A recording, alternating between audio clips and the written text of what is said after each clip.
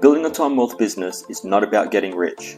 It's about creating a balance of time and money so you can get back to doing the things you love most, whether it be spending more time with your family, traveling, learning new skills, or whatever you want. So the real question is, how exactly do you go about creating a time wealth business? Well, that's what this channel is all about, and each episode will give you another piece of the puzzle. And as a thank you for tuning in, I've put together a special presentation entitled The 8 Steps to Build Your Time Wealth Business. You can get it for free at www.timewellthsecrets.com/8-steps-free. See you in there. Hi guys, Sam Fury here with another episode of Time Wealth Secrets. Today's episode we're going to talk about the benefits of outsourcing for your online business. And I think especially for Time Wealth Secrets, it's kind of, especially when you're starting, I guess your first person you will find to outsource will be like a personal assistant maybe, or for some specific task for entrepreneurs. So this is on a small scale. We're not talking about like your online business is like Amazon or something. You like hire people from all over the world, and that's outsourcing as well. But this is on a small scale for our little time wealth businesses. So the first reason is to save time, because as a solopreneur or an entrepreneur, you've got a lot of stuff to do, and you can't do. And even though you may want to, and a lot of people start off this way, including myself, you try to do everything yourself, and sometimes it's necessary because you don't have the funds or whatever to hire someone straight away, especially if you're bootstrapping it. When you do have the means to be able to do it, you can palm off those repetitive tasks that you know how to do, and then just teach someone else how to do them, palm them off, and it'll save you a bunch of time, and then you can use that time for bigger picture stuff, and figuring out ways to make the processes better and things like that. The second reason to outsource is to cut costs.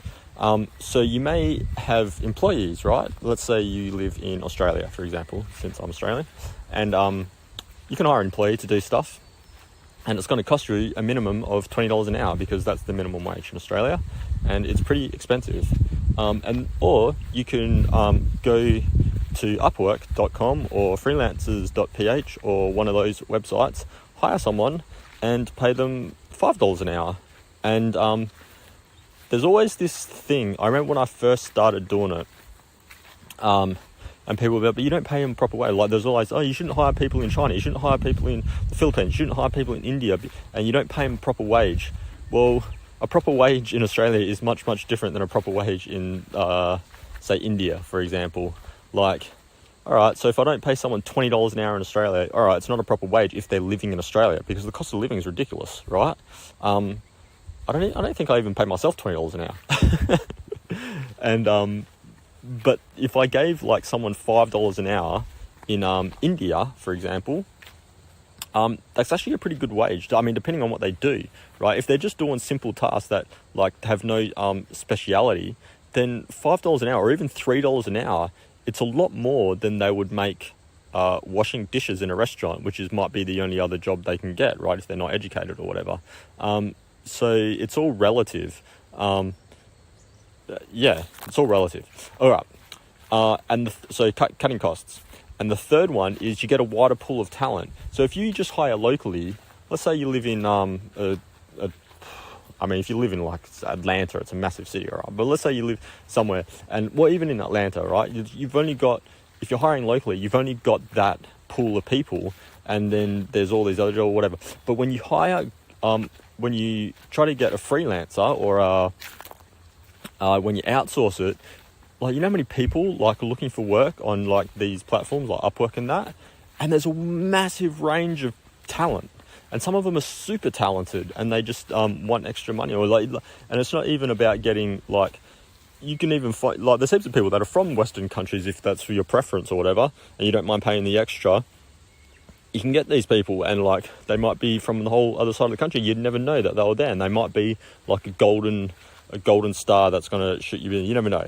All right, so you got a wider pool of talent. So they're basically some reasons why you should like really deeply consider outsourcing. There's a good book if you're into that. It's called Remote. It is a good book. I didn't read the whole thing because I already work remote. But it's like, if you're thinking about it and you need a little bit of a push, like some more reasons to do it, go read Remote by, I think it's by Jason Fried. He also wrote a book called Rework, which is incredible. But yeah, Remote, not as good, but it's a different subject that I wasn't interested in that much. So there you go. So there you go. So my advice is, for your first, if you've never outsourced anything, or whatever, right? Do it yourself first. Whatever it is that you want to outsource, do it yourself first. There's two basic ways to do it, right? So the first one is to outsource repetitive tasks. So you do it yourself first, and then you create a workflow for that task, right? And you get it down packed, and then you outsource it and just teach someone else the workflow, and then they just keep doing it. And then after they're comfortable, you can be like, all right, here's maybe you can give them more responsibility, so they should improve it, and whatever, and you can have talks or whatever.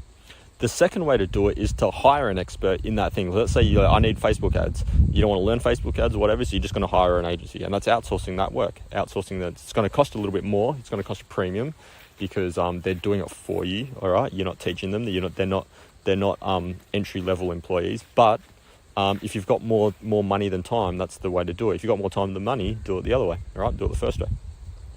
Yeah, and my advice is, what I've learned is not just to outsource and leave it, right? You can leave it for a little while until they get to the hang of things, but then you should always have little check-ins all the time about maybe once a week, which I've started doing recently, is having every other day one of my employees that I outsource in Colombia, right? And every other day we have a little meeting, just for 10 minutes or whatever. And then I also outsource to my social media stuff to someone in the Philippines who's really, really good. And we're going to start soon. Once she's finished a project that she's on, she'll have a bit more time. And then we're going to start having little meetings once a week or something to figure stuff out. So that's good. It's always good to keep in touch. And then also, if you can manage it, try to have an actual get-together, a live get-together once in a while. Yeah, I meet up with the Colombian one, it's twice a year. It's been for the last couple of years. At least once a year would be good. Once every 6 months is better, and I hope to do it with my other employees soon. All right, that's it, guys. Thanks for tuning in. Hope you can explore outsourcing. If you're overrun, it's don't think of it as it's definitely a time saver, and time is equal to money, I guess. So even if you think you don't have the cash for it, if you can afford it, to outsource, imagine if you had 8 hours of repetitive tasks and you could just give that to someone else for I don't know, whatever, however much, 5 times 8 is, right? It's you can do so much more, and then your business, you can grow your business. All right, that's it, guys. Thanks for tuning in, and I'll speak to you again next time. Bye. Thanks for tuning in to Time Wealth Secrets. I hope you found some value in this episode. If you did, please like and share it so more people can discover it and learn how to build their own time wealth business. And if you haven't already, don't forget to subscribe to the channel so you can be notified as soon as the latest episodes are released. Finally, remember to claim your free presentation entitled The 8 Steps to Build Your Time Wealth Business.